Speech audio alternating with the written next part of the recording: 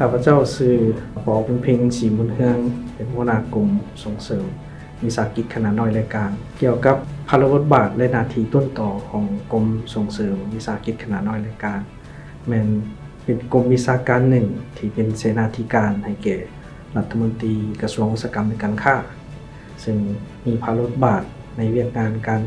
ค้นคว้าสร้างแผนและเก็บกรรมสถิติเกี่ยวกับจุลวิสาหกิจขนาดน้อยรายการพร้อมด้วยเวียกการสนับสนุนการพัฒนาผู้ประกอบกิจการการสนับสนุนจุลวิสาห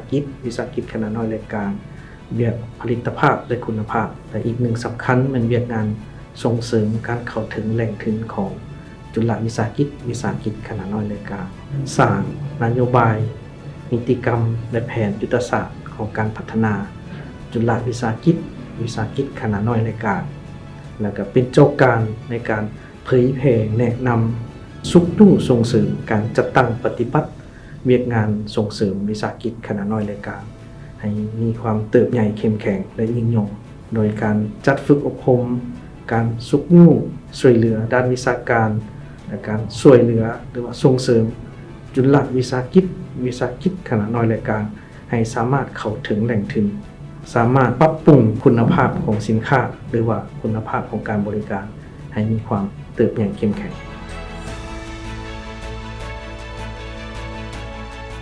เวียกงานของกรมส่งเสริมวิสาหกิจขนาดน้อยรายการดังที่ได้ว่ามานั้นเป็นกรมหนึ่งที่มีภาระบทบาทในการสร้างความเข้มแข็งให้จุลวิสาหกิจขนาดน้อยรายการและใน6เดือนต้นปีของปี 2022 นี้ก็ถือว่าได้สำเร็จหลายเวียกงานที่พ้นเด่นหนึ่งในนั้นก็ถือว่าได้ค้นคว้าปรับปรุงกฎหมายว่าโดยการส่งเสริมจุลวิสาหกิจขนาดน้อยรายการที่ได้สร้างแต่ปี 2011 แต่ได้มาค้นคว้าปรับปรุงใหม่ซึ่งเริ่มค้นคว้าปรับปรุงแต่ปี 2021 และมาฮอดต้นปี 2022 นี้ถือว่าได้ผ่านการรับรองจากกองประชุมรัฐบาลและได้นำเข้าเสนอต่อกองประชุมสภาแห่งชาติสมัยสามัญเทื่อที่ 3 ของสภาแห่งชาติสุดที่ 9 ในวันที่ 29 เดือนมิถุนายนผ่านมาและอีกหนึ่งที่สำคัญที่พ้นเด่นใน6เดือนต้นปีนั้นว่า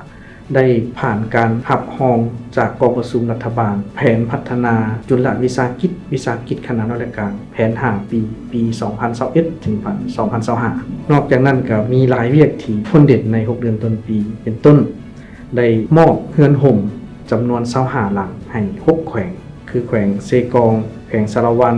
แขวงบุรีคำไซแขวงเวียงจันทร์แขวงไซสมบูรณ์และก็อุดมไซจึงเป็นการช่วยเหลือล่าจากองค์การผลิตภาพของอาซีที่มีมูลค่า $90,000 และก็ได้จัดซื้อเป็นเงินห่มมอบให้ผู้ประกอบการเพื่อนำไปนำใช้ในการผลิตพืชผักสนองให้แก่ตลาดที่มีความต้องการอยู่ในบรรดาแขวงที่ได้มอบเงินห่มนะครับนอกนั้นก็ยังได้จัดฝึกอบรมให้ผู้ประกอบการ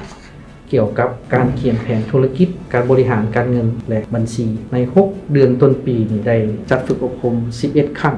และก็มีผู้เข้าร่วม303ท่านเข้าร่วมการฝึกอบรมเพื่อให้จุลวิสาหกิจกระเจ้าฮู้บริหารธุรกิจฮู้บริหารการเงินก็คือการส่งเสริมให้กระเจ้ามีความเติบใหญ่เข้มแข็งได้ยิ่งนอกจากนั้นก็ยังสำเร็จการจัดกองประชุมเผยแผ่เว็บไซต์ของอาเซียนเรียกว่า ASEAN Access ถือว่าเป็นเว็บไซต์หนึ่งที่ให้บริการแก่จุลวิสาหกิจขนาดน้อยรายการของบรรดาประเทศในอาเซียนสามารถเข้าถึงข้อมูลเรื่องการค้าการลงทุนและสามารถเข้าไปซอกขู่หัวมืออยู่ในเว็บไซต์ดังกล่าวซึ่งกรมส่งเสริมวิสาหกิจขนาดน้อยรายการเฮานี้ก็ได้ไปจัดฝึกอบรมอยู่แขวงหลวงพระบางจัดอบรมอยู่แขวงบุรีคำไซแขวงอุดมไซและก็แขวงสวรรค์เขตซึ่งมีหัวหน่วยธุรกิจจำนวนหลายสมควรที่เข้าร่วมฝึกอบรมและก็สามารถนำใช้เว็บไซต์ดังกล่าวในการเข้าถึงข้อมูลและก็ซอกขู่หัวมือในการค้าการลงทุนก็ถือว่าใน6เดือนต้นปีมีหลายเวียกงานที่พ้นเด่นที่ได้จัดตั้งปฏิบัติสำเร็จกองทุนส่งเสริมวิสาหกิจขนาดน้อยรายการหรือเอิ้นย่อว่าทสวเป็น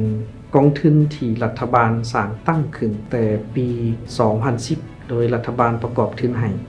เพื่อนำเอาทุนดังกล่าวนั้นสนองให้จุลวิสาหกิจขนาดน้อยรายการ โดยสนองผ่านธนาคารธุรกิจและสถาบันการเงินจุลภาคถือว่ากองทุนเฮานี้บ่ได้สนองโดยตรงเฮาสนองผ่านธนาคารธุรกิจและสถาบันการเงินจุลภาคหลังจากได้สร้างตั้งขึ้นแต่ปี 2010 รัฐบาลได้ประกอบทุนให้เบื้องต้น 32 ตื้อกีบจากนั้นได้กู้ยืมและช่วยเหลือล่าจากธนาคารโลก 111.68 ตื้อกีบแล้วก็ได้รับการประกอบส่วนตื้ออีกจากรัฐบาลในปี 2020 200 ตื้อกีบปี 2021 100 ตื้อกีบและก็ปี 2022 นี้รัฐบาลก็ได้ตกลงให้ตื้ออีก 200 ตื้อกีบแต่เพิ่นแบ่งให้ 6 เดือนต้นปี 100 ตื้อกีบและ 6 เดือนท้ายปี 100 ตื้อกีบและเคียงคู่กันนั้นแม่นว่าได้จัดสรรงบประมาณจำนวนหนึ่งไปสร้างความเข้มแข็งเอิ้นว่าโครงการวิสาหการไปสร้างความเข้มแข็งให้จุฬาวิสาหกิจที่ได้รับทุนจากกองทุนดังกล่าวนี้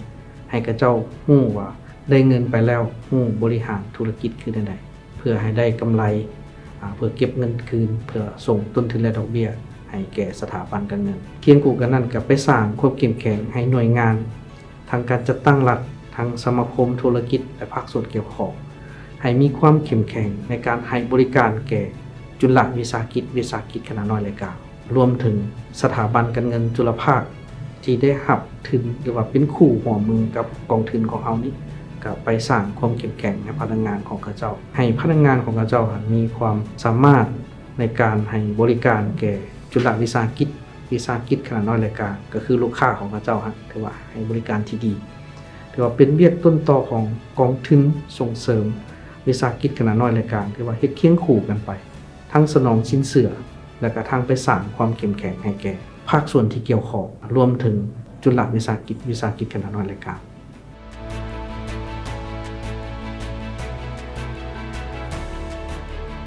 ใน 6 เดือนต้นปี 2022 นี้ทสวก็ถือว่าได้จัดตั้งปฏิบัติเวียกงานสนองสินเชื่อเวียกงานส่งเสริมด้านวิชาการสำเร็จหลายนาเวียกที่พ้นเด่นจึงใน 6 เดือนต้นปีนี้ถือว่าสามารถสนองสินเชื่อให้จุฬาวิสาหกิจขนาดน้อยและกลางผ่านธนาคารธุรกิจนี้แม่นจำนวน27หัวหน่วย29สัญญาถือมูลค่า 22.40 ตื้อกีบซึ่งขนาดได้สนองให้คะแนนกสิกรรม 38.02% และคะแนนบริการ 11.16% และคะแนนท่องเที่ยว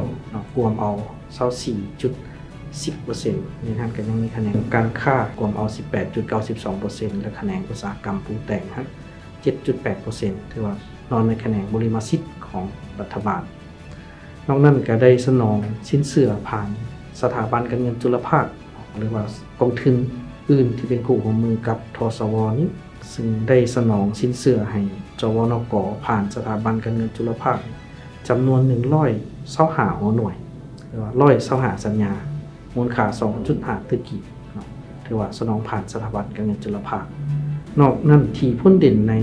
น 6 เดือนต้นปีแม่นเฮาได้สำเร็จการเซ็นสัญญาสนองทุนเพิ่มเติมให้ธนาคารธุรกิจวงเงินรัฐบาลประกอบให้ทสวนี้เรียกว่าวงเงินดอกเบี้ย 3% ได้สนองให้4ธนาคารคือธนาคารพัฒนาลาวธนาคารหัวมือลาวเวียดธนาคารมารูฮานและธนาคารเวียดจีนจำนวน97ตื้อกีบนอกนั้นก็ได้ต่อสัญญากับธนาคารพัฒนาลาวที่ได้เซ็นสัญญาแต่ปี 2012 จำนวน16ตื้อกีบถือว่ามาฮอดปี 2022 นี้ครบ10 ปีถือว่าครบสัญญาแต่ก็ผ่านการปรึกษาหารือก็ได้ตกลงสืบต่อสัญญาถือว่าทางกองทุนเฮาสืบต่อให้ธนาคารพัฒนาลาว16ตื้อกีบเพื่อไปปล่อยกู้เพื่อไปสนองสินเชื่อให้จุฬาวิสาหกิจขนาดน้อยและกลางพร้อมนั้นก็ได้เซ็นสัญญากับ4สถาบันการเงินจุลภาคต้นตอมันจะสนองให้จุฬาวิสาหกิจผ่านสถาบันการเงินจุลภาคมี4สถาบันการเงินที่เป็นคู่หัวมือกับกองทุนเฮาและการสนองทุนผ่านสถาบันการเงินจุลภาคนี้จะดอกเบี้ย 1% ต่อเดือน 12% ต่อปีซึ่งปกติแม่นว่าสถาบันการเงินจุลภาคเขาเจ้าสนองสินเชื่อให้จุฬาวิสาหกิจหรือว่าหน่วยธุรกิจเขาเจ้าจะเก็บเปอร์เซ็นต์เก็บดอกเบี้ยอยู่อย่างต่ำกว่า28หรือว่าหา 36% แต่ทุนจากกองทุนเฮาสนองให้เขาเจ้านี่จะแม่นได้กำหนดเลยว่าสูงสุดบ่ให้เกิน 12% ก็คือสูงสุดบ่ให้เกิน 1% ต่อเดือน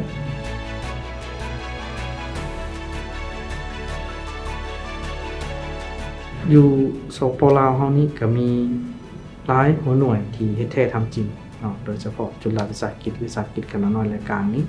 แต่ก็เจ้ามีข้อจำกัดหลายด้านเนาะเป็นต้นเรื่องทุนที่จะไปสร้างความเข้มแข็งหรือว่าไปต่อยอดธุรกิจของเจ้าหันก็เจ้ามีความจำกัดด้านทุน2ก็เรื่องเทคนิควิชาการก็ยังมีข้อจำกัดฉะนั้น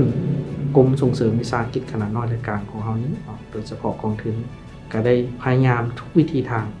เพื่อให้เจ้าสามารถเข้าถึงแหล่งทุนได้ง่ายได้โดยเฉพาะแหล่งทุนดอกเบี้ยต่ำถ้าเขาเจ้าหักโบได้เงื่อนไข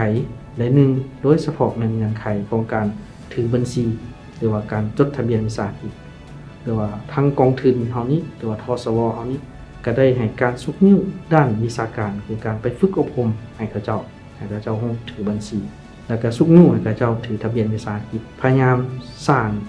ความเข้มแข็งด้านวิชาการเรื่องปรับปรุงคุณภาพของสินค้าหรือการบริการของเขาเจ้าให้ดีขึ้นเพื่อให้ได้เงื่อนไขของการเข้าถึงแหล่งทุนการเข้าถึงแหล่งทุนก็แม่นเงื่อนไขหนึ่งหรือว่าวิธีการหนึ่งที่จะช่วยให้เขาเจ้ามีความเข้มแข็งแต่นอกจากนั้นยังต้องได้เบิ่งเขาเจ้าว่าเขาเจ้าผลิตออกมาแล้วมีตลาดอยู่ไสถือว่าทางกองทุนก็ต้องได้สนองข้อมูลหรือว่าให้การช่วยเหลือเขาเจ้าว่าสินค้าของเขาเจ้าหันมันมีความต้องการอยู่ไสมีตลาดอยู่ไสอันนั้นก็ได้สอยเคียงคู่กันไปแล้วก็ต้องได้ไปช่วยยกระดับคุณภาพของสินค้าโดยการที่จะไปให้การยั่งยืนคุณภาพของสินค้าเนาะเพื่อให้เจ้าได้การยั่งยืนในระดับสากลจะเฮ็ดให้สินค้าของเจ้าสามารถส่งออกต่างประเทศได้ตลาดต่างประเทศก็ยอมรับท่าได้รับการยั่งยืนในระดับสากลเนาะคิดว่าทางกรมเฮานี้พยายามค้นคว้าและก็ซอกทุกวิธีทางเพื่อช่วยบรรดาของหน่วยธุรกิจที่มีความตั้งใจอยากเฮ็ดแท้ทำจริงดำเนินธุรกิจถูกต้องตามระเบียบกฎหมายถือว่าทางกรมของเฮานี้พยายามสุดความสามารถเพื่อสร้างให้เจ้ามีความเติบใหญ่เข้มแข็งและมีเงิน